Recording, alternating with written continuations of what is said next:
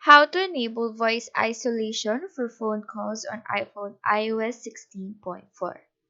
So first thing, we need to check if our iPhone is updated to iOS 16.4 since this is a new feature from the update.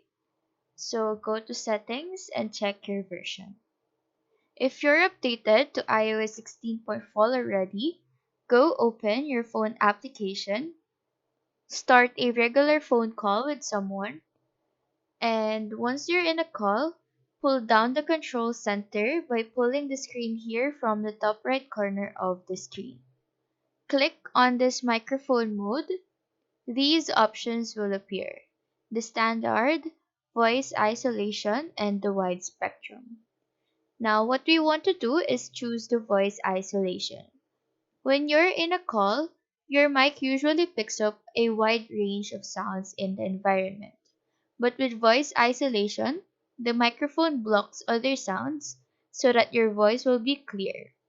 You can turn this off by going to Control Center again, click on this mic mode, and switch back to standard. So that is how to enable voice isolation for phone calls on iPhone iOS 16.4. Do let us know if this video helped you out, and if you have any questions, feel free to drop them down below. Thank you for watching and have a nice day.